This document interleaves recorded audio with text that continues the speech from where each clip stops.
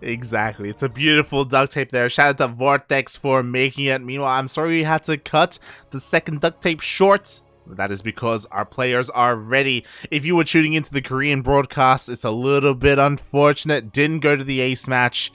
Instead, our Zerg players have all fallen. There are 0 Zergs left in the tournament. Now only Terran and Protoss. Yeah. And eventually there's only going to be 1 Protoss player, but that's, of course, not this series. Instead, we are going to be covering the TvT Time versus GuMiho.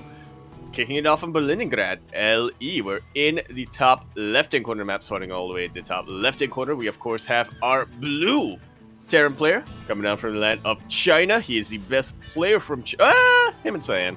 2 best players from China. Gonna be representing KZ Gaming. KZG. He is Time.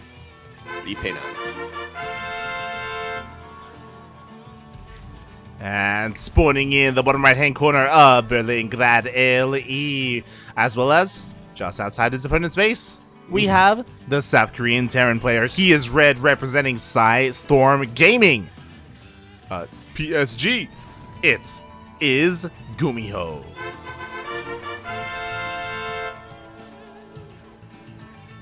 I think oh my PSG god! is a Dota team. Oh, wow. He's not just proxying Raxes outside of the base of Time. He is proxy 2 Raxing on 2 different locations. He's going to come in with a pincer attack with his Reapers. I love it, mate. I love it. As you said, Storm known for their Dota, but here they are in StarCraft. And mate, Reapers are coming out. Wait, Storm has a Dota team? No, it doesn't. Not at all. I think KJ plays Dota. Yeah. I don't think he has a team, though. Just like Yaku. As the Reapers are on the way. I just love the way that he did go for this proxy. So a couple of things. One, you never expect the proxy on Berlingrad because it's so small, and because he has them split up like this, like it makes it I don't know. I don't know how I like it. I think. Yeah, unpredictable, sure. Yeah. I mean, if one gets scattered, then it's only a single Rax, right? Exactly. And now Time's going to be camping outside of this Rax to try to catch the Reapers as they pop out. But GuMiho, he's about to have 2 Reapers. That he is. He's about to have 3 Reapers, mate. Again, Time doesn't have all the information he needs. He only knows about the single Rax. Meanwhile, we do have a transition at home, so GuMiho isn't, like, hyper-committing with this. There's a reason why there's only 2 and not 3 Raxes down on the map. Hey, this is such a good way of drawing your opponent's Reapers out of position. Yeah, look at this. Wow. Mate. The mind games on GuMiho, mate. The brain on this lad. It's amazing, mate. It's all in the towel, and now he has a massive advantage when it comes to his Reaper count. He can turn around and he's focusing down the other Reapers. He gets him. I'm in awe of what I'm seeing. Like, this is such a smart move, mate, honestly speaking. It's over, mate. It's got to be over. Every single Reaper goes down. GG is called. GuMiho takes that game with such a simple but genius position on his Raxes. I don't think I've seen any Terran player go for that. And I would like to see a lot more Terran players go for a proxy like that, let me tell you. That was beautifully done. As you're pointing out, like, because of that, it kind of like lures your opponent into a false sense of security because they think they know what's happening when really they don't. Then once you catch one of the Reapers, you can very quickly snowball from there. As we saw, GuMiho focus down Reaper after Reaper, and eventually it was all over. And like, that wasn't even GuMiho's final form. Like, he was getting ready behind that. He was transitioning out of that. Yeah. I think I found something to replace the coffee build for my TvTs. There you go, mate. Or something to throw in addition to the coffee build. Yeah. You just have to ladder first and have a stream, Yaku.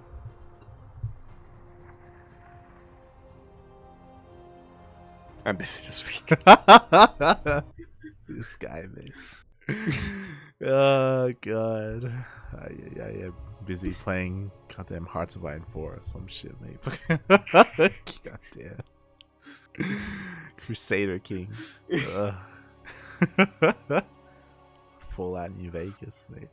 Alright, here. I'm just looking through my Steam profile. Yeah, I'm just listing off the they're your god, what are they called? They're like your most recent games. No, past like 2 weeks. They're like your recent playtime.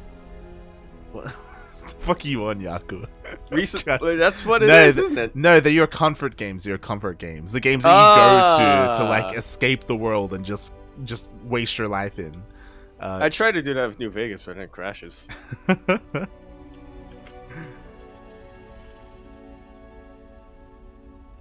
actually been playing FIFA. Anyway, we are going to be continuing our series now on Blackburn LE. We're in the bottom right-hand corner of the map, starting all the way in the bottom right-hand corner. We have the blue Terran player coming out from the land of China. He is, of course, going to be representing KZ Gaming. KZG. He is Time. And spawning in the bottom left-hand corner of Blackburn LE, we have the South Korean Terran player. He is red, representing Storm Gaming. It is GuMiho. The ex-military Tal Terran. The ex-military Towel. The ex... Wait. I think there's a way we can... Okay. DX... Right? What? So it's just gonna be DX.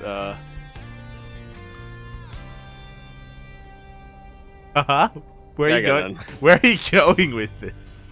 It's gonna be like DX Towel. Oh god. Question mark. Be a name of a unit. Yeah, I mean, it's great. It's great to have GuMiho back, as you were saying. You know, he's been MIA or he's been in the military for a long time now, but he has returned. Hasn't quite reached, like the peaks that he has in the past. But again, like, there's kind of like a period here for all the ex-military guys where they have to kind of regain their skills and catch up to all the other guys that have been active in the times that they have been away. Yeah, to recalibrate in a sense. And honestly, a lot of these ex-military guys are catching up very, very quickly. I think the big names obviously being Classic and Hero, but GuMiho has been very active when it comes to signing up and competing. He has still very steadily been getting back into form. Yeah, it's one of those things where, for me, from what I've seen, like Classic, Hero, Leenock, GuMiho, like when it comes to like impressive results that they've had, it's usually off of mirror matchups. Like, it's usually the mirror matchups where they excel. They struggle a little bit more, when it comes to, like, I don't know, ZVT, PVZ, all that good stuff. But that's why, like, here, GuMiho has a very strong chance for qualifying for TSL, and that's huge. That's huge. Absolutely is. Plus, he just took down two very impressive Protoss players to get here. Yeah. So that's at least two matchups squared here for GuMiho.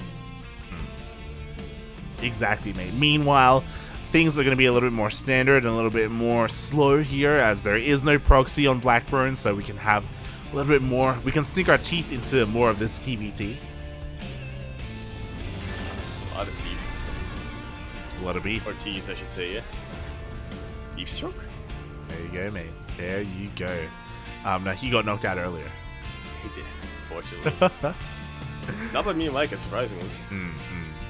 Meanwhile, we do have a Banshee opener here from the side of Time.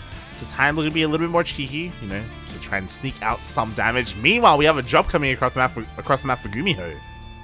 With a tank?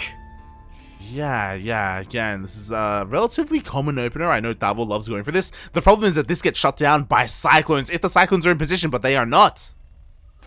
And they really aren't. An interesting position here from GuMiho, but that will just about cover the Marines here. GuMiho been doing his research on the positionings and the intricacies of the new maps. Yeah. I say new maps. Blackburn was in the map for about a year. Unfortunately, because of Time's opener was so much safer here with his Cyclones and Banshees. GuMiho is forced to run all the way back home. Unfortunately, he hasn't really achieved too much with this, but he does siege up in the middle of the map.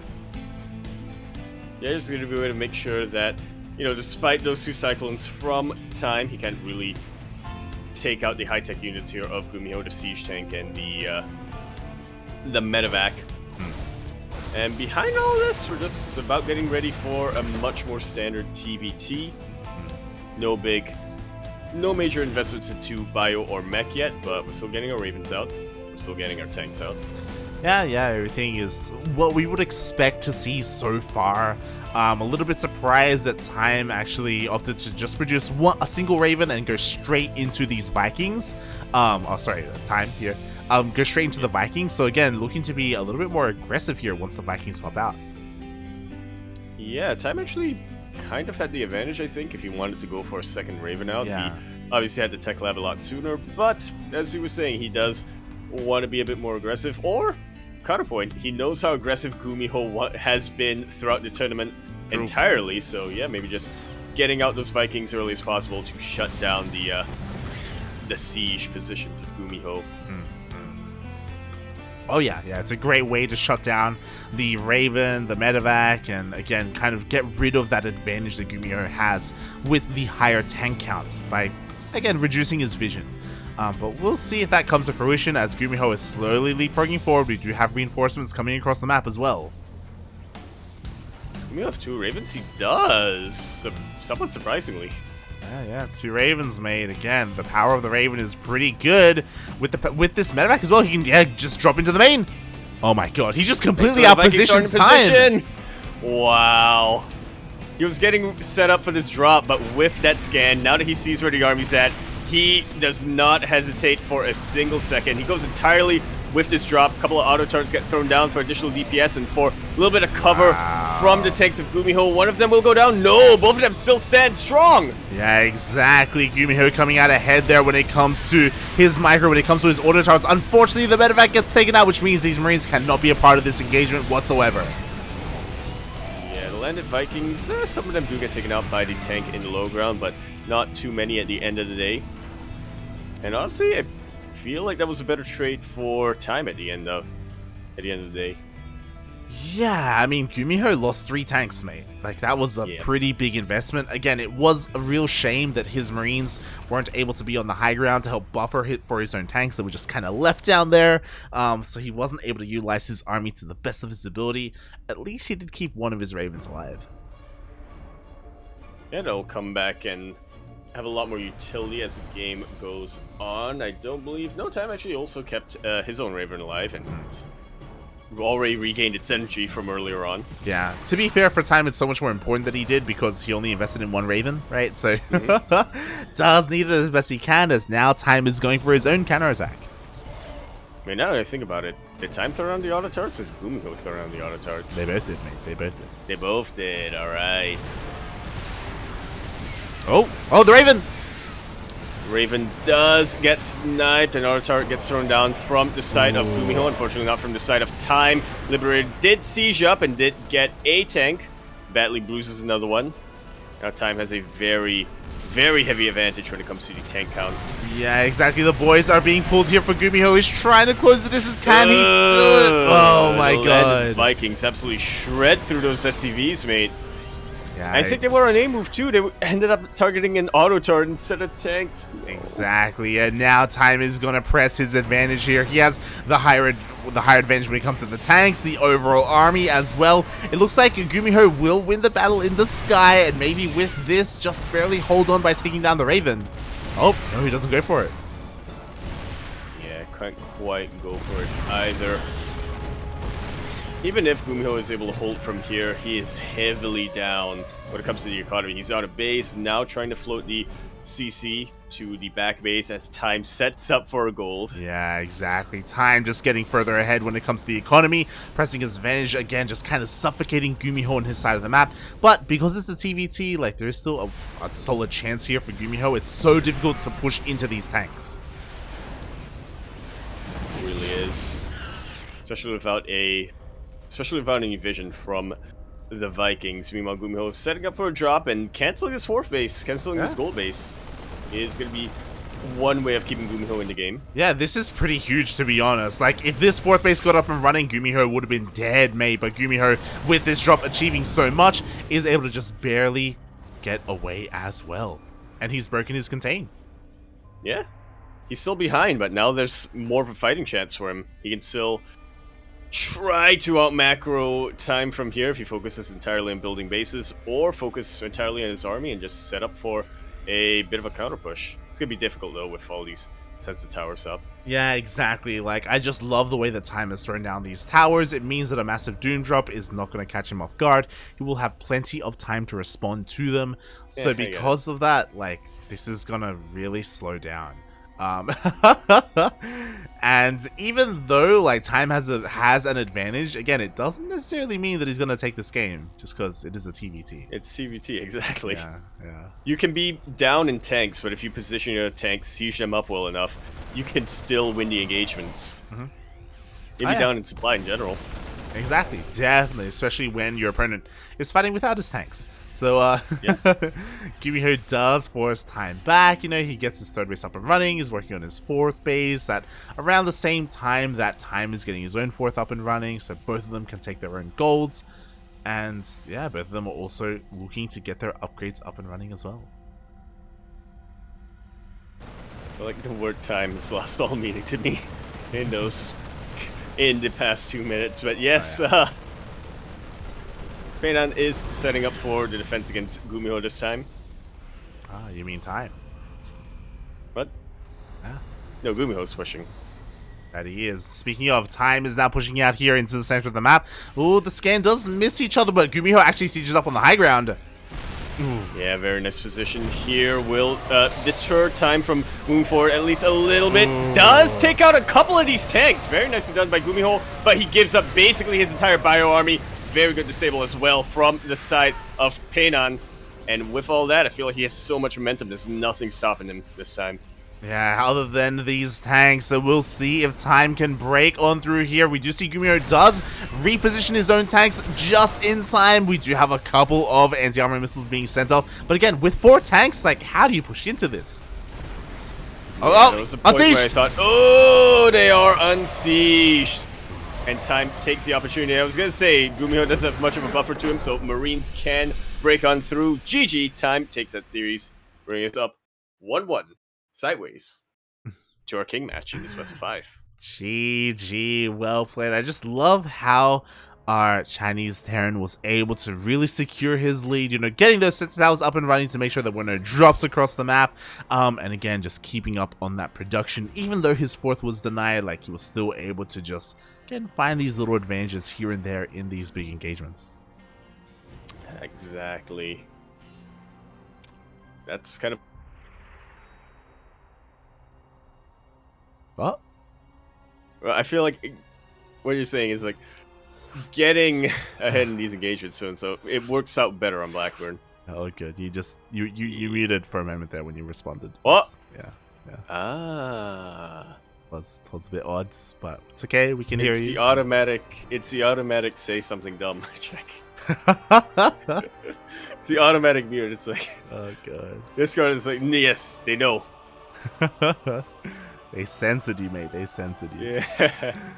But here we go. We are diving into game number 3 to For my own sake, then the viewer's sake. There you go. To see who takes the lead in this series.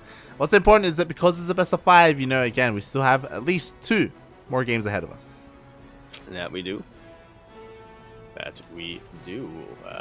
Figuring out GuMiho in the lobby. Yeah. Just waiting for our boy to jump in. Having a couple of issues here, but there we go. He does finally join. Yeah, I think he just went to use the bathroom or something. Possible. It's possible. Or change his towel. Yeah, here we go. I wonder if he still uses a towel, by the way. I wonder if that ever impeded him in his military training or not. Well, I know that. Well, I don't know how it works in Korea. And also, I'm going off of secondhand anecdotes from people who have actually been in the Singapore military. Shaking my head, Yaku. Shaking my head. Here we go. Diving in. Game 3.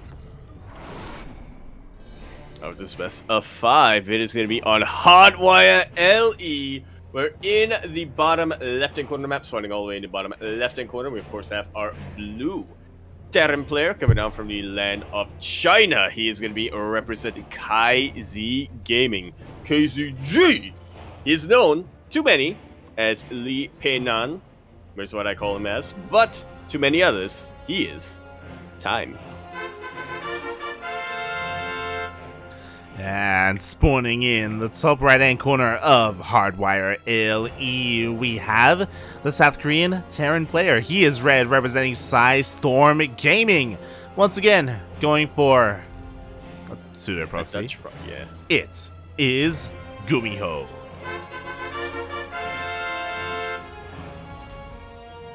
Yeah, I've taken to calling this style the Dutch proxy. Is it because From Showtime GuMiho. does it? When he plays Terran, yeah. There you go, mate. There you go. But mostly it's because when I first saw this happen, it was on a build known as the Dutchman's Gambit. Mm-hmm. I think it was invented by Harstem. And then Uthermal adapted it to his own needs. Oh boy. Never a good sign when Yakuza says, I think this is how it works. It's like, oh, well, probably didn't at all. Oh god. It's fine. It's fine. As we do have that proxy out in the map, and this is scouted as time does go for an SCV scout. Ooh, his SCV is locked in. Is he locked in here with you, or is you locked in here with him? I word that better. This SCV, yes, exactly. Time? Yeah. Anyway, as Peinan's SCV almost takes out the SCV of GuMiho, but the Reaper does get back into position. Exactly, and that does reveal to time that even though there wasn't a Rax here in your main base, it is close enough to your main where your Reaper shows up, so I have nothing to worry about at home. But just in case, I'm still going to throw it on a bunker. Yeah, again, playing it safe. I mean, why not, right? You can always salvage, like that's the benefit to a bunker. Meanwhile, time has to be careful. We do have 2 Reapers already out here for GuMiho. And we're looking to chase this all the way back home, but pretty soon time is going to have not just 2 Reapers of his own, but also a Hellion. That he should have more than enough to defend. Meanwhile, GuMiho is looking to try and maybe dip in, scout his opponent's opener, keep an eye on a couple of things, make sure there's no, like, I don't know, some crazy 3 racks or something, and he does get into the mineral line. Oh my god. Yeah, 2 Reapers going to be enough to 3-shot the SCVs. 1 SCV gets taken out when I'm in the gas, and GuMiho gets a decent scout. He confirms that, time is going for a Rax factory. I don't think he spotted the reactor, though. Yeah, he did not manage to spot the add-ons, unfortunately. So, again, a little bit in the dark when it comes to what's coming out. Meanwhile, we've seen time go multiple times here for these Banshee openers. Do you think he will do so again? Well, as time has done it time and time again, I think he may as well this time. Oh boy, I think this is the worst it's ever been. I think usually we do a really good job at coming up with other words, but like this cast is just mate. Oh! No, not this time. As the Cyclone gets taken out by the Widow Mine, very, very expensive loss for GuMiho this early on. Mate, that was huge here, and now our blue Terran player has a massive advantage. He breaks through. Can he break through and get a kill on those Reapers? Oh, the micro's pretty good there from the side of GuMiho. He keeps them alive. And he does. Just barely. And these 3 Reapers shouldn't be getting much damage done, but it's, always nice to keep them alive. You can still dip into the main base and get another scout going on. Best case scenario, it's not really looking at that location. You manage to get a kill like this! Yeah, exactly. He does get a kill on one of the Reapers, and now he gets into the main base. He will get a full scout of confirm. Oh, he hasn't seen the tech labs, actually, not yet, as the Reapers are going to be cleaned up. Marine tries to help out, but not quite. GuMiho confirms the tank, but he doesn't know whether or not time is going to be pushing out. Yeah, exactly. Unfortunately, he had to commit to that aggression with his Reapers, and now he's moving out with his Cyclones and his Raven. Bold move, incredibly bold. But he will catch a Reaper. Well, he'll catch a Reaper, but time will catch a push. So, yeah, in the end, I don't know. I think GuMiho is just trying his luck, seeing what he can get away with, which isn't a whole lot. Yeah, you say a push, but GuMiho catches a Reaper, and he even catches this Widow Mine, which he's going to be hunting down. He even has detection, so nicely done here by GuMiho. He's able to pick off a couple of units here and there. He shouldn't lose anything to this Widow Mine. Shouldn't? Yeah, he's fine. just hunting for anything make its way across the map, really. Kind out reinforcements. Exactly. Behind this, Time is already working on his third base, as it is almost halfway done. GuMiho on the other side of things, much faster when it comes to his own CC.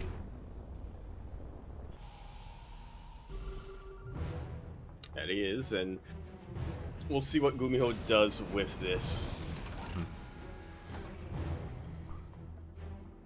Yeah, exactly. Yeah, shouldn't feel too much pressure to push across the map immediately, as he is, of course, as you were saying, the player with the CC advantage.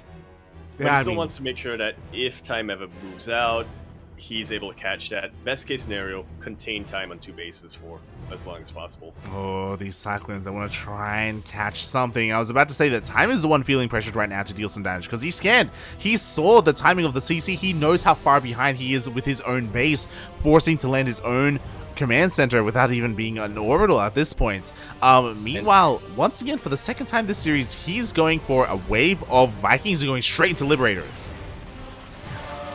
He is. GuMiho tries to catch out these tanks, but doesn't quite get him. Did lock on, but the Marines provide enough of a buffer. Yeah, but again, these Cyclones doing a lot, like getting a lot of free kills here because Stim isn't done yet. So because that, he was able to abuse his range and pick off a couple of Marines here and there. Yeah, he's winning the fight before the fight happens, essentially. Maybe. Quote from Sun Are you Tzu. turning into Alex on me? I was about to say the same thing. Oh, God.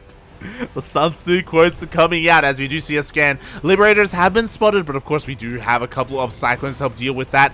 1-1 finishing up just in time for this push. Fantastic disables on top of those tanks. The only tanks that I think GuMiho really has to worry about, but he still doesn't want to fight within range of all of those auto turrets and both of those Liberators. GuMiho forced to back away, and he gave up his... Well, he didn't give up his Raven, but he gave up the energy on his Raven to do that, and now he's kind of stifled. Any momentum that he had earlier on has been rendered inert. I was about to say that, like, he was a little bit too trigger happy with those disables. They were kind of wasted, to be honest, because there was no follow-up. He just disabled 2 tanks and nothing came of it. So a bit of a feels bad there by GuMiho, but thankfully he didn't commit, so he didn't lose anything. He just backed off, and yeah, Time he defends. Yeah, now GuMiho can just get ready for round 2. It's a bit of an overkill, isn't it? That was brutal, mate. Ugh. As another unit goes down. Cyclone did not know that there were tanks in the fog. Did not, mate. Meanwhile, we do see Time getting ready for any kind of drop, trying to slip into his main base. Does scan to confirm where the army was, as, again, he's looking to try and utilize these Liberators in some way. Yeah, they've done their job when it comes to defending, and now it's time to do the exact opposite and try to find some harassment damage. Yeah, exactly. We'll see. Let's have some spotters. We'll see if this Liberator can manage to weave its way through, as he does avoid the Cyclone. GuMiho noticed a little bit too late. Yeah, not quite going to be able to get the lock on. Meanwhile, at the third base location, there is already a Cyclone and a Disable. Ooh. Beautifully done. This will shut down this Cyclone, this Liberator here at the third base. The second one has not been dealt with yet, so Time has potential to deal some damage. He does, in time. As the army moves out. Or as the army moves out of position, I should say. But by the time the army does move out for GuMiho, I feel like getting harassment damage is going to be the least of Time's concerns at that point. That it is. That it is. Meanwhile, we do have a nice timing here with 2-2 on the way for both players. GuMiho will have a solid period where he will have that upgrade advantage, but it's a bio upgrade, so is it the biggest of deals? Probably not. It still, of course, does come down to the tanks, and GuMiho, he's rotating around. He wants to hit the 4th base. He should be able to. He's actually hitting from multiple locations at once, trying to pull away the army of Time with this course towards the north that he does see with a sensor tower. But Time is way too wise. He knows exactly what a bait looks like, and he does not take it. Yeah, exactly. I mean, the tanks do end up sieging up, and a couple of shots will go off, but there's just so much here for Time. He's going to be able to collapse on these tanks. Yeah, these 3 tanks as the bio is forced to retreat. The tanks of time, forcing them to retreat. The Marines of Time were able to stim forward and take out only 3 tanks. Yeah, exactly. Meanwhile, there's a tank here exposed, so it looks like 1 tank of Times will fall. But GuMiho, it looks like he's not going to find too much else here. Again, there's just so much army here for Time. GuMiho may be maxed out, but a bunch of his army is at home. He's at home. He's mostly maxed out on Marines. Peinan has 9 tanks, by the way. He's about to have 11. That's a lot of tanks, mate. Is a lot of tanks. Arguably too many, but when you're playing defensively and when it says wide of a map is hardwire, it's probably better to have them than not, right? God, speaking of having them, now we have this big, massive engagement. Beautiful disables and anti-armor missile on the entire army of GuMiho. Time just shuts it all down. He does, but at the end of the day, he does not have the supply in position. GuMiho's reinforcements will move forward and clear up that front. Meanwhile, towards his 3rd base location, Time will hold. Doesn't take any economic damage either. Yeah, when it's all said and done, both players kind of trade evenly. Yeah, I mean, Time did lose a decent amount of tanks there due to that drop, just no economic damage, but Time still maintains his massive tank lead. GuMiho, again, questionable move, relying so much on Marines here. Something that I would love to see, honestly, that drop that we saw here at the 3rd, I thought it was going to go into the main base. Time is really lacking when it comes to missile turrets here, covering his main, defending against drops. Getting into the main base would be massive here for GuMiho, but this just hasn't really realized that there aren't missile turrets in position. I like this from GuMiho. He's finally getting 2 more starports, and I was thinking, what's missing here for GuMiho? He has a decent-ish tank count, if a little bit sparse. He has a ton of bio. He has no Vikings and no Liberators. That's what he's missing. Yeah, he just completely gave up on the air control. Meanwhile, the tanks here on the left-hand side, on the left flank, are all getting taken out. GuMiho, the Marines, break through, and they get into that 4th base. Well, sometimes all you need is a ton of Marines and a really good opening, and GuMiho found just about the perfect opening here. Exactly. To take everything out, 20 SCVs, now Time has to do a ton of counter damage. I think a better way to put it is, mate, more Marine? More Marine, Believe mate. it or not. Believe it or not, Marine. Believe it or not, Marine, mate. That is all he needs. But to be fair, the CC does survive, but Time took a lot of economic damage there, and that will slow him down. And meanwhile, GuMiho still refusing to make Vikings or anything really in the air other than medevacs. Yeah, those extra starports was solely for Ravens, which I don't mind, but good luck keeping them alive against Vikings. Yeah, exactly. Maybe they're going to be able to avoid the Vikings. I mean, Mass Raven is kind of what you want in late game TvT, eventually into BCs. We'll see if we get there, as GuMiho does get into a very nice position, is able to lay siege upon this mineral line from the low ground. Just like so. It prevents any mining happening, but yeah, GuMiho knows that that's not really a position that he can stay in for too long. Draws the army of Time away. And now just trying to find a good position to push in. Yeah, and unfortunately for GuMiho, enough time has passed where, of course, our blue player has or is catching up in upgrades. 3-3 is about to finally kick in. There was a massive window here where GuMiho had the upgrade advantage, and that's when he was able to break through. But now that advantage has gone, and he's going to have to rely on Corvid reactors and his Ravens instead. Yeah, and in fairness, Corvid reactors will finish up much quicker for GuMiho than it will for Time, so there's a lot more energy to work with. We do see a couple of disables going off. Is it going to be enough? Can GuMiho break through once again? Enough. He has more Marines in position here. Time has a ton more Vikings, but that's actually starting to affect his Marine count. Believe it or not, Marine is all you need. Finally, the Vikings are landed, but the damage has already been done, and this time the CC will go down. That was an orbital command as well. Sometimes it's alright losing SCVs in the late game of a TvT as long as you have mules, but with the fall of that orbital command, Time just has way less to work with. Exactly, especially with his fringe bases being these planetaries as they are. So now his mule production or his mule availability is going to be hindered. GuMiho looking for another base. GuMiho immediately maxing out, really showing that Time is struggling economically, struggling to rebuild his army. I mean, I feel like the banks just tell the entire story, right?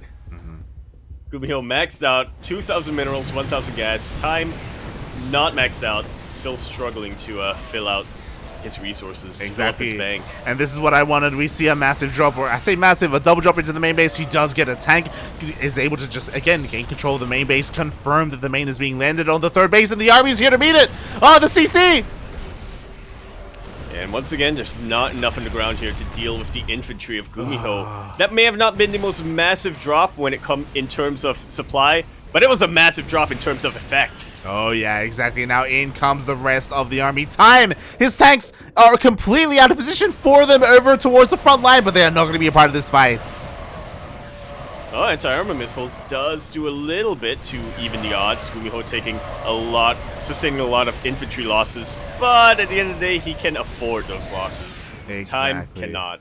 Yeah, we can see time down to less than 100 minerals. We still have a massive bank for GuMiho. The production, the rally is zooming across the map. Unfortunately, again, a lot of the supply for time is just not here. It's not a part of this fight. It's not a part of the defense. Thanks, man. Oh, but there's no bio remaining. Oh. And without a Viking count, time is able to drop on top of every single one of these tanks, utilizing the friendly fire, even some auto turrets to seal the deal. Time shuts this down completely. But again, while the army supplies are even, the resources and the income are not at all. GuMiho can get an even larger army. I'm not convinced time can. Yeah, that was the best fight that time could have hoped for there. Killing 5-6 tanks just like that. That was beautifully done by time. And now he's forced to land his natural base. He's landing it over here on the left-hand side of the map. Meanwhile, his planetary is a little bit more exposed now. Only 2 tanks are covering that location. But time, again, he's holding on as best he can. He's kind of doing it, but he needs a little bit more than that because GuMiho has his entire half of the map. And he's about to dip into time's half pretty soon. Oh god, exactly, mate. Gonna be dipping into that half-time. Meanwhile, we even have a missed turret to buying a base! Wow. What the hell? Yeah, the offensive missile turret, I suppose. Yeah, I love it. It's the equivalent of like having an overlord like pooping on location on a base. It's crazy. Yeah, I thought you were gonna say it's the equivalent of having a sign that says "Keep out" or "My property of GuMiho." Yeah. Meanwhile, another double drop here into the main base again. GuMiho really taking advantage of the fact that there are no missile turrets here for time. And he just doesn't have enough to defend at the front and in his main at the same time. You know what's the funny thing, like? Time is about to get his production cancelled. But at the same time, I feel like he just didn't have the resources to utilize his production anyway, if it lived. It's true. You could argue that these are negligible. He could lose all this and it's fine. Like, it's negligible at this point. Okay, once again, time trading well, but we have a massive drop on top of the tanks once again. Time just losing everything in this location. More Marine is going to be the solution, but time not quite GuMiho, but before his infantry gets cleaned out, he does take out 8 more SCVs. Exactly, the Marines that need to show up just barely here. It's for the defense. We have so many tanks here in position for GuMiho. Beautiful disables though. Here. They really were. A couple of auto turrets get thrown down. Again, don't think it's quite going to be enough. The bio for GuMiho is starting to get in position, but not before all the tanks get taken out. Yeah, again, time is trading so well. Like every single time, he just trades more efficiently in these engagements. It's amazing to see, but it's a numbers game at the end of the day, and he loses the 3rd orbital in this location. My god. Jesus Christ. That's the main, the 4th, and the natural have died all here. Jesus Christ. Yeah, no, this is GuMiho's territory now. Time is being pushed to the opposite end of the map, and he has had enough. He has realized that he sustained way too much economic damage for far too long. Yeah. He needs to go for a big Hail Mary push. He's all in, mate. And the problem is that GuMiho, he can afford to lose his planetary. There is no rush for GuMiho to try to defend here, and instead he can just siege up and maintain control of the high ground. Like so. No, meanwhile, the Marines are harassing across the map. Yeah, a little hesitant to get into those planetary fortresses, but still fine at the end of the day. God, exactly. It's going to be so difficult, but time he's going to try and force himself up one of these ramps. The Marines, they pull the trigger. He stims. And GuMiho goes for a massive surround. Huge concave on both areas. Massive disables as well, despite that anti-armor missile. Again, just not enough firepower to really make use of, to really follow that up with here for time. The supplies surprisingly look fairly even when it comes to the army count, but that's not going to last much longer, is it? It doesn't matter at all because time is on 2 base economy, really 1 base economy at this point. He's just barely got any income whatsoever here. He would have to win a massive engagement and not like this. Oh, he does siege up, but again, he can never really break through into all these tanks. Yeah, GuMiho is getting a little bit more reckless now when it comes to pushing into his bio, just because he can afford to. He's been reckless for the past like 10 minutes, man. And it's paid off. Well, now even more so. Yeah. Oh god, as time once again is here across the map. I wouldn't be surprised if he pulled a couple of boys as well. I just don't know what the... I guess, okay, now... Doom drop. Yeah, I love this. Just like time, GuMiho didn't have any missile darts here. And also, it's going to be a little difficult for GuMiho to get back into that main base, which is why he doesn't even try. He's going straight base trait mode. He knows he has such an advantage in this scenario.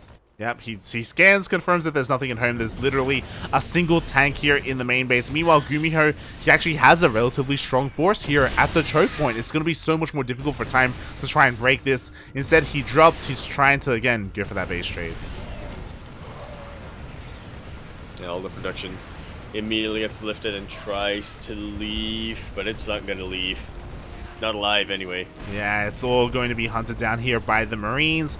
Meanwhile, GuMiho is going to try and catch the army. So we're in a really weird scenario here where, like, we have half an army left for time, and oh good, he's going to get caught out. He's going to get caught out. No, the tanks! Time, please! Yeah, that's like so. The tanks are sieging up now, but at this point, it's too little, too late. 120 supply versus 40. GG, GuMiho takes it to match point. GG, well played. Props to time because he did fight valiantly throughout that entire game, despite, again, the entire time. Yeah, despite overall just coming out behind in a lot of those engagements. He was trading incredibly efficiently, just couldn't hold on to his economy. He just kept losing base after base after base. One after the other. At the same location, funnily enough. Yeah. That was rough. Different buildings, but may as well have been the same base every time. Definitely. So congratulations to GuMiho. He only needs one more to advance on and qualify for TSL. But will he be able to do it? That's what I want to know. Will time put a stop to that? We'll see. Yeah. Is it going to be his time? Or is GuMiho going to towel it up? What? I think GuMiho has been to Home Story Cup before. No, he has been. He has been there before. Yes. I wish. God, Funada take TV in the Home Story Cup production team. Remember in Home Story Cup 20 how they had like they had like the fun beach theme and they had like the play intros when they were doing something silly. Right. GuMiho should have been covered in towels. He should have had like a beach towel around his waist and like a towel like covering his hair, like in the turban. I think he was. I'm pretty sure. I think he already left. I think he already left for the military at that point. I don't think so. But yeah, like if he was there, like they should have memed it up with that. Shaking my head, mate. If he was there. Yeah. I can see he wasn't there. Come on, guys. There we go. Shaking my head. Yeah, he already left for the military at that point, which it lines up with around the timing that we have had. We made it return a couple of months ago. Yeah, that he did.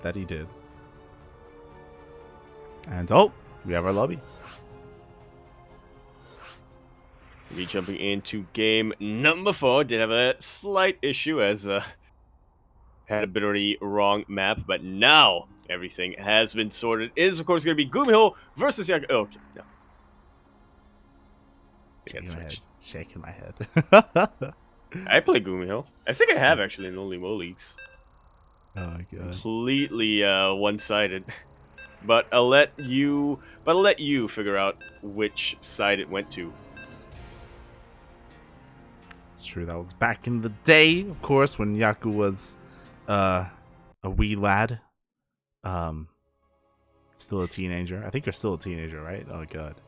I still watch CW shows, so that's a question. Oh no.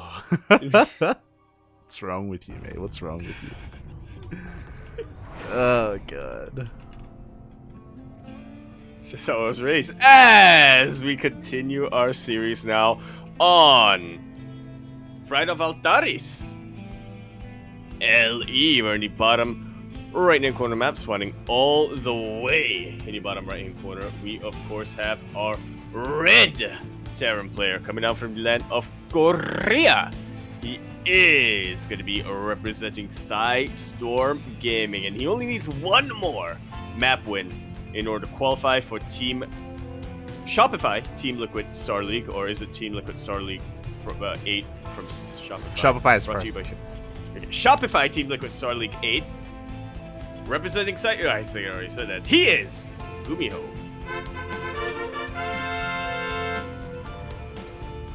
And spawning in the top left-hand corner of Pride of Altaris LE, we have the Chinese Terran player. He is blue, representing KZ Gaming. KZG. It is time.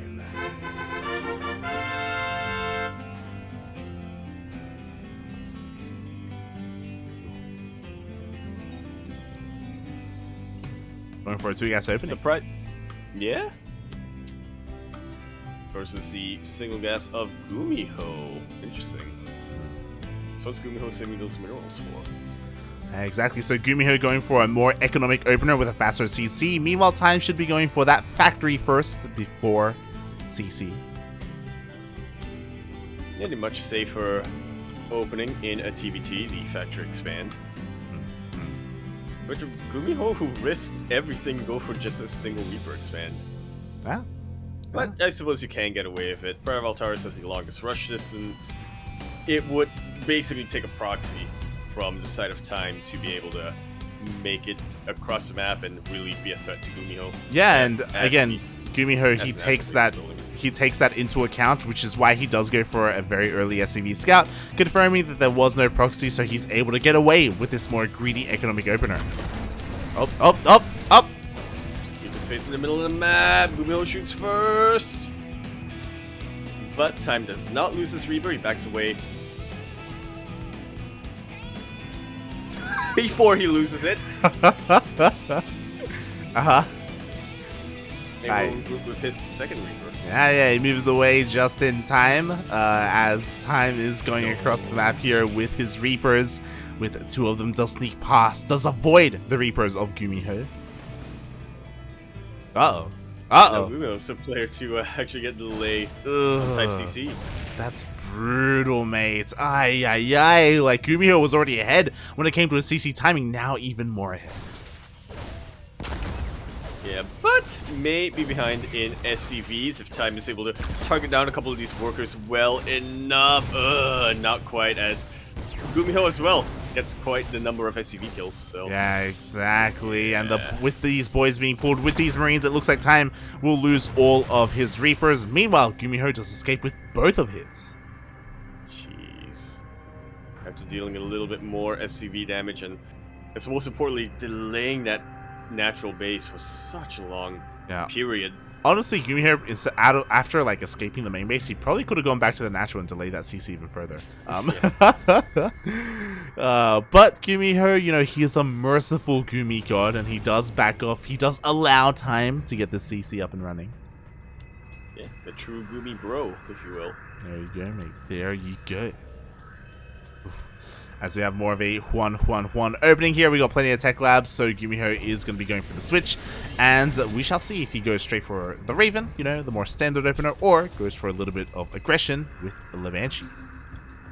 I was kind of anticipating the Banshee behind us, just have another way of keeping Time on a low economy before building up to your main push, but yeah, I guess not. He does want to play it a bit more standard. Time, meanwhile, does not, as he goes for a single drop immediately across the map with some Cyclones to back it up. Yep, that he does, as the Cyclones are here in the center. They will be able to meet up and go together. Meanwhile, what do we have to defend? We have a single Cyclone. Like, GuMiho has been pretty greedy. His army supply is being dwarfed right now by what Time has. But the Reapers do get eyes on the medevac. It's still going to be difficult, I think, for GuMiho not to sustain any losses. He'll get locked on top of this bunker. Yeah, exactly. But the Marines, sorry, the repair is good enough. The bunker does stand strong. And Time does not find a way into either of the bases. I think Marine... No, wait, it was SV7. I was about to be like, yeah, no, the Marines, this still works, but I was like, wait, no, it doesn't. Oh, good, oh, good. Meanwhile, has to be careful of the look. Oh, okay, Time, he does notice. He backs off. Just before the lock-on engages. Exactly. Meanwhile, you know, when you're ahead, why not to get further ahead? GuMiho, again, just piling on with the greed. His third CC, his third orbital CC, sorry, does finish up. Time isn't even thinking about a CC right now. Which I'm actually pretty worried about right now for GuMiho. Two tanks are already out on the map. Time is going to be able to get a second Raven out. He's going for double NG base. Like, GuMiho is being so greedy right now. Like, he's teching up. He's focusing on his economy. He needs an army. Oh, God. He thinks the game is going to go on. Time has other plans. Exactly. One way or another, the game will end soon. Time, he's got his tanks, he's got his Ravens, he's got his Marines, and he needs to make something happen now. Otherwise, he will be so far behind when it comes to that tech and that economy. And containing GuMiho on two bases is certainly one way of doing it. I was a little bit worried about the northern base, but yeah, thankfully Time does have Cyclones in position to try to prevent that CC from landing. Yeah, speaking of, Time does end up losing one of said Cyclones. He still has plenty of energy on these Ravens, and again, because of the positioning of this army, GuMiho cannot land his third CC. Not yet. Oh, but he gets the disables on top of the tanks. Unfortunately, doesn't have enough to really follow that up with. Cyclone's got a really good lock on, but the Ravens get an even better disable. I love the counter disable there by Time. He was about to lose both of his tanks, but that did not happen. Not yet. Meanwhile, he has to be careful. GuMiho has enough energy on his Ravens for another disable or another round of auto turrets as the Vikings are coming up. Behind this Time, he's getting his own third CC. GuMiho really wants to break out from this position, but in the end, he loses one of his Vikings. Time will not lose any of them. It's honestly a pretty massive victory here for GuMiho, but the Cyclone that survived will be able to even the odds a little bit. I don't know if you've noticed, but mate, the Cyclone control of GuMiho has been insane this series. He goes for the disables, but a little bit too late. The tank's already unsieged. Like so. Oh. Oh god, meanwhile GuMiho is chasing this all the way down, and now this is terrifying! It looks like, oh good, as I quickly set up screen share. Oh god. There we go, we are live, and yeah, I mean, GuMiho, he has a great timing right now. 1-1 just finished up, he has his third base, he was able to get away with that greedy opener. And behind all of this, I only now noticed Time just finished up his third orbital command.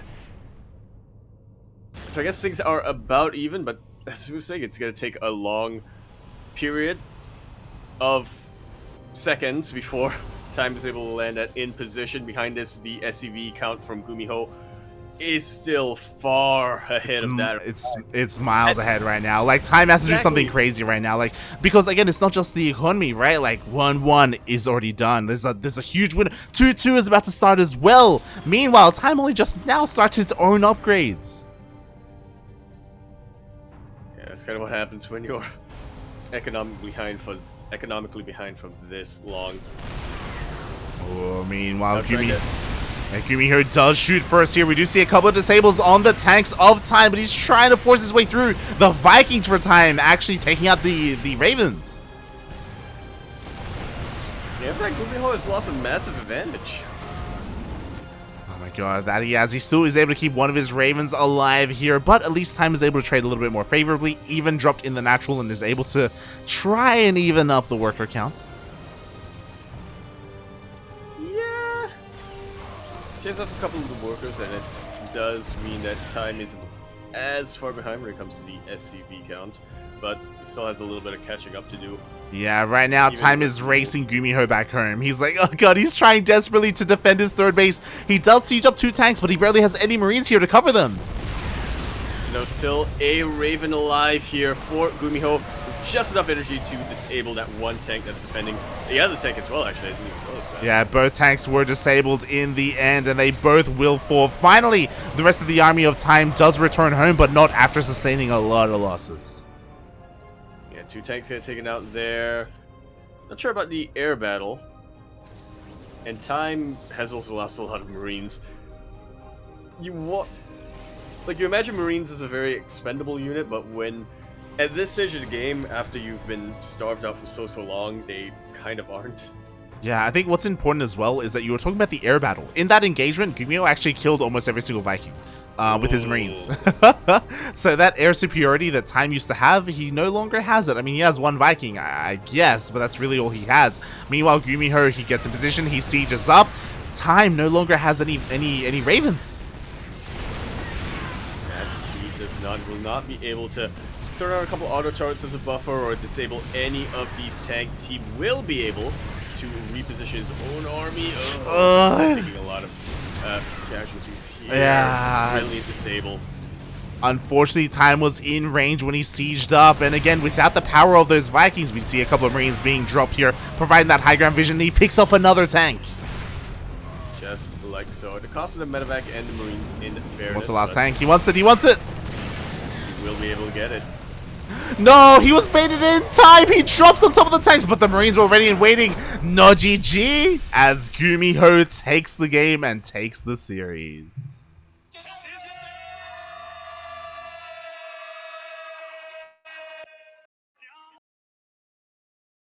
With that, GuMiho is going to be your first player, I believe? Yep, first player qualifying for TSL 8 from the final Korean qualifier, Asia server qualifier. GG, well played. I'm excited, personally. Oh my god. Yeah, GG, well played. What a game there. What a series by GuMiho, especially in Pride of Altaris. That was insane. He just tore Time apart. Again, with a very greedy opener, taking up, getting upgrades, getting that 30C, and getting away with it. And we saw what happened when he was able to do so. He was just miles ahead, and he just had his way with Time there. Exactly. I think GuMiho also showed off a lot of different styles of Terran there. Not necessarily mech. He played Bio the entire time, but he showed in Pride of Altaris how well he can play defensively. He showed in Hardwire how well he's able to expand as greedily as possible while also being very active on the map. And of course, I'm still reeling from this light in game number 1, Humble Leningrad, the absolute massive brain to proxy Braxis on 2 locations. Just draw Time out of position so consistently. It's so smart. Exactly. Like what a series there. What a showing by GuMiho. Again, at least when it comes to TvT, he is looking in form, and he'll be able to show that off a little bit more in the main event as he does qualify for TeamLiquid StarLeague number 8. Yeah, fueled by Shopify. Shaking my head, mate. That's technically true, I think. Oh god. But yeah, congratulations to our qualified players. With that, we have one more qualifying match going on, and surprisingly, Classic did not make it to the match. Yes, I am just about edged out the victory there against Classic, and was now up against Dream. Unfortunately, it looks like he is at a bit of a disadvantage when it comes to games. They're currently in game number 3. Dream is already on match point. Ooh. That is currently being covered on Rotterdam stream, twitch.tv/Rotterdam08, which of course is the year he was born. Yeah. He is one of those 2008 boys. So yeah, there is still that TvP going on. Again, an incredibly impressive result by Cyan to be able to take down Classic as well as GuMiho. He did, sorry, Lenok is what I meant to say. So Cyan didn't have an easy road to the to the qualifying match by any means. So very impressive result. Absolutely. And now, yeah, he basically just has one more Terran player in between himself and qualifying for TSL 8, but it's a little bit of an uphill battle regardless. Once again, that is over at twitch.tv/Rotterdam08 to be able to catch that series. Exactly. As we don't really know how much longer it's going to go on for, but again, fingers crossed that Cyan is able to fight back and make a series of it. Like, that's always what we kind of hope for as casters and as viewers and as fans. Yeah, everybody loves a good underdog story, right? Yeah, or at least just a good Miyamika today. Yeah, Miyamika popped off, mate. He popped off, mate. We could have had, honestly, there could have been a world here where Miyamika qualifies. Like, he was so close in his series against Nightmare. Feels bad, man. Feels bad. But hopefully we see more of Miyamika because the qualifiers aren't over. We still have a North American TSL qualifier ahead of us, and we still have those next qualifiers. That we do. I know Wardy is currently... Not sure if he's the only English stream, but I think he is the only English stream for next qualifiers tonight. Yeah, that he is. Everyone else is covering TSL, so again, if you want to tune into the next qualifiers, yeah, Wardy is on that. Meanwhile, I wouldn't be surprised if from here, because we're about to wrap up, if, like, I don't know, if Rotterdam and Zombie Grub have approval for next, but they may just hop straight over. Yeah. It's a real possibility there, but with that, I think that wraps up TSL 8. Yeah, just about so. For the night, anyway. For the night. We even have confirmation that, the upper qualifying match just ended. Dream is second. yeah. Dream just 3-0'd, and Dream will be there. Both of our Terran players, Dream and GuMiho, will be in the main event. Oh, it's a good day for Terran tonight. Very good day for Terran indeed. I just realized that's a GGG team kill. Cyan versus Dream. True. It's a bit of a feels bad, man. Yeah. But yeah. From here, mates, we have finished up our last Korean TSL broadcast. How have the broadcasts been, mate? How they been? The hospital has been great, but now I'm glad to be back. Yeah, I know people noticed, but for a couple of days there, Yaku did have his hospital bed as his as his background, as his image. Yeah, but he's actually, back. I'm not sure if I can angle the webcam well enough, but I still do sleep on that thing. Does it have wheels? Can you like? It does. Can you like run around in it? Can you like drive it around? I'm not sure if I have the strength to do that, but yeah, in theory you could. I have the wheels. I locked up the wheels, so. Okay. All good. God. But yeah, honestly, for me, it's been a lot of fun just like watching some of the Southeast Asian players, compete in this and finally find some success today. Like both Gogo Joey and Miyamika, they were able to at least get out of the first round. Definitely. It is kind of why we were so. I'm not sure if adamant's the right word for it, but yeah, it is kind of why we wanted to follow Miyamika for each of these qualifiers for TSL. We wanted to start with him because we've watched him for years at this point. He was mentioning the winner of 30 Grand Lapis Open, something like that, and we were very excited to see what he could do against the Korean players. Honestly, a little bit disappointed in the first 2 days, but finally, in the last Asia Silver qualifier, Miyamika delivered. He beat Ragnarok. He almost beat Nightmare. Yeah, man, he popped off, mate. He popped right off. Almost made it all the way. And yeah, I wish the best of luck to all the players in the future qualifiers for TSL, for Next, for DreamHack Last Chance. There's still plenty more StarCraft ahead of us this year in November and December, so be sure to be there. If you're watching right now, you got to be there for the rest of the qualifiers. Oh my god, I just realized there's also going to be another super tournament. Yeah, there's going to be the end of another the year. super tournament as well. Oh boy. Just about a whole lot of everything coming out. And if you want to tune in to some of that, not all of it, but some of it, then consider following us here on Twitch, as we are going to be casting a lot of StarCraft here on this channel, as we always do when it comes to the qualifiers and our regular weekly events. This week is going to be a little bit different though, because we do have some of our casts on hiatus. We're not going to be casting MSO or SDO this week, and we're also not going to be casting ESL Open Cup Asia, and that is because we are going to be a little bit busy with ANZ Champs. Yeah, but you know what? We're about to conclude the group stage of ANZ Champs. True. Oreo is looking real good to advance. Starduck as well, in fairness, but yeah, I'm personally a little bit hyped for Oreo just because of, you know, how much he has been practicing. Yeah, one of those players has been actively practicing StarCraft. The other has been playing Kerrigan Survival 2. Yeah. Take your pick. He hasn't been playing as much Kerrigan Survival 2 lately. He has been playing Age of Empires. Yes, he has. And Dota. Funada Starduck. Funada Starduck in the chat. As he has been playing a lot of Arcade and a lot of Age of Empires 4. Not as much StarCraft, so honestly, originally I did hope for both of our players to make it to the playoffs. I still believe in Oreo. I think Oreo is a sure thing. Starduck is a little bit more up in the air whether or not he can make it through. He still has a chance. But he has to beat Piglet. Oof. Yeah, it's going to be a tough one.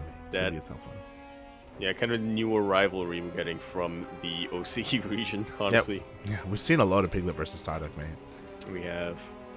We've seen a lot of Piglet versus Starduck that goes all the way to the ace match.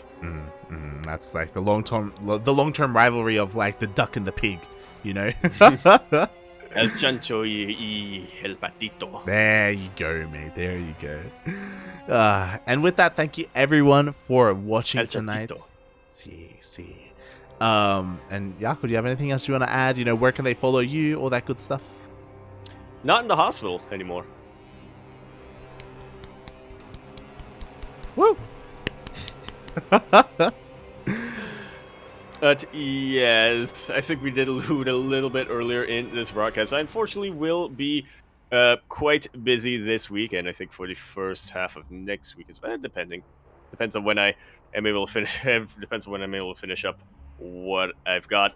I will be a little bit busy, so I probably won't be streaming. But if I do, it's gonna be over at twitch.tv/Yakuzaku1. I'll announce when that goes live over on twitter.com at EmporeYakuzaku. Exclamation mark Discord in the chat. You can find myself, you can find Light, you can find Mio Micah, you can find Oreo and Starduck, you can find Neo, you can find Eric. Actually, Eric now has a Discord channel of his own, which, you know, if you want to get into that, exclamation mark Discord in the chat, we'll bring you to the CranKy Ducklings Discord server, and there you can look at the Discord server promotion where you can find Eric's personal Discord server. I'm going to join that right now, actually. There you can. Yeah, you can. It's for the most part in Portuguese, but they're still very welcoming of English speaking fans and viewers, so it's a good place to learn. Yeah, exactly. El Portugal. That's Portugal, is what you just said. What? Which is a country. What? Oh god. Meanwhile, you can follow me at light_VIP on Twitch and Twitter. I was streaming earlier today, and I plan to stream tomorrow, maybe before ANZ Champs. You know, maybe a cheeky ladder session, or maybe some Final Fantasy. We'll see. But yeah, thank you everyone for tuning in today. Thank you so much. We had a great broadcast, great games, great everything, and we will see you tomorrow. Before we head off, give some love to Skylar, because Skylar... Oh, he's awake! I assume he pulled an all-nighter. That's just my assumption. But he is streaming right now. He is laddering as Terran, and we're going to give him a lovely raid. Yes! It is the highest stream. Very true, mate. Very true. So, thank you everyone for watching. Shout out to GuMiho and Dream. And we'll see you tomorrow for ANZ Champs. Bye. Ciao. Bella. I can actually point now. My webcam's on again. Yeah.